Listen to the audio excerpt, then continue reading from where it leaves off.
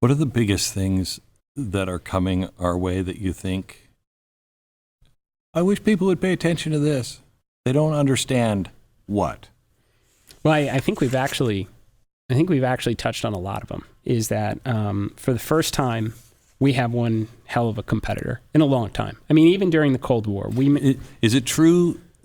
Somebody said to me, a billionaire who actually was there opening up China, and he said to me, China will never beat us at this point because they can copy, but they can't outthink. And I'm not sure that's true anymore. That is totally a dated type of thinking. Okay. And I heard that a lot when we were replicating the Chinese tactics, at Draken as adversaries. And in 2011 and 2012, it was, their engines are no good. They buy everything from Russia and reverse engineer it. Things happen quickly over there. Relying on 10 or 15-year-old information on China is a mistake. It might as well be centuries ago. They do at some stage, they copy, reverse engineer, and make it better.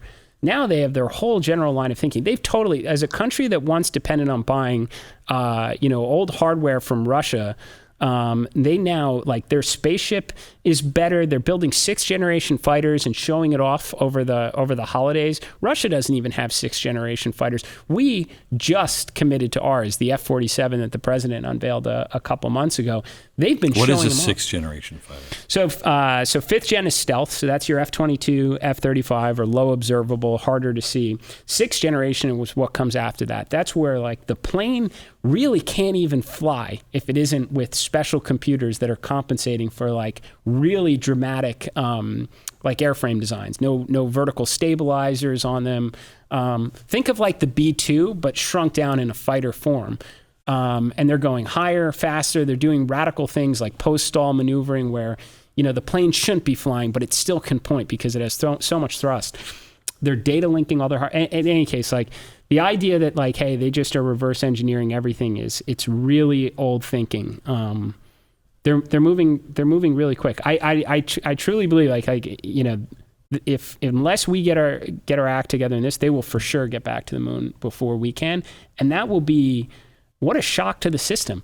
Like, there should be congressional hearings at that. It should be like, what went wrong that we were able to do this knowing very little in the 1960s, that we've spent over $100 billion. That's how much we've spent to date between Constellation and Artemis, and we still can't get back. Well, Artemis, I mean, when Trump first took over, and I don't think he even knew this, I was doing a show on, I can't remember.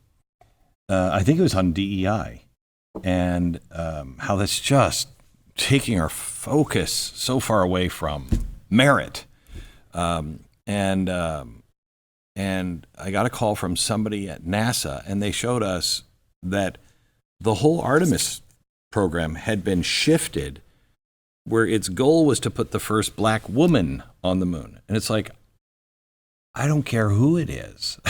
Let's get to the moon. Let's get to the moon. If it happens to be a woman, she's black, great.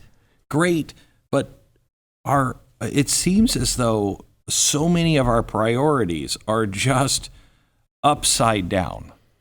It's interesting. When I was going and meeting with all the senators one-on-one, first, whether senators on both sides of the aisle care. I met with plenty of Republican senators. They're saying, I want to make sure we're still planning to put a woman on the moon when we go back to. And my answer to both sides was the same. We got to get back to the moon. It's exactly what you just said. We have spent $100 billion.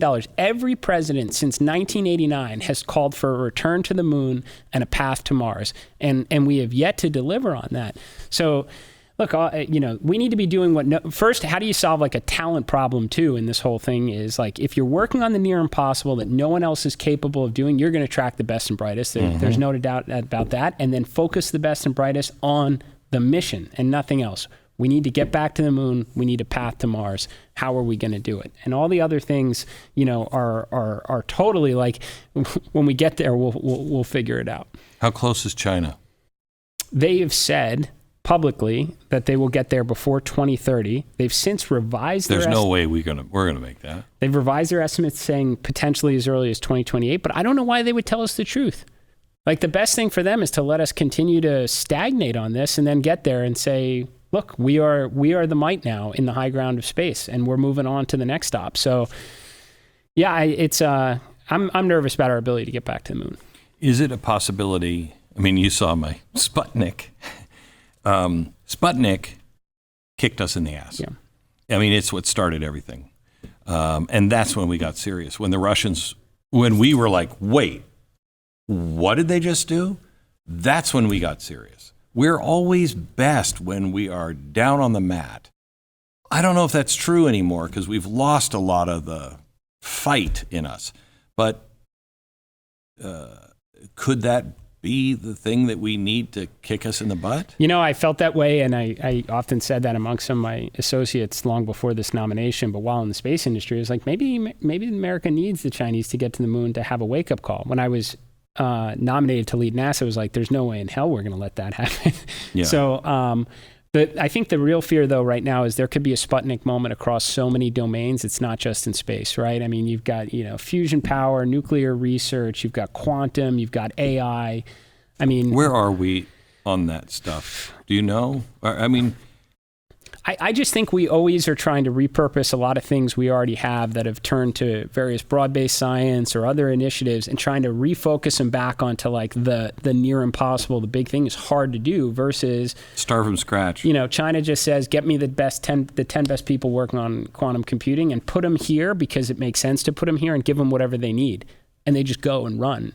For example, like, Stennis, it's a NASA center in Mississippi. They principally work on the RS-25 motor. The RS-25 motor is the space shuttle motor. It's essentially a 55-year-old motor. It's an awesome motor. It's a great motor. That's what they do primarily there. Now, they've done a good job working with commercial industry. Their governor is great on bringing in other people to test engines, but they're just doing that. Versus like at the time it was first established of you will just do engines, and when you figure this one out, you move on to the next one, versus entrenching on something they have because I don't know what's coming next and I don't want to fear not having something next, so I better hold on to it.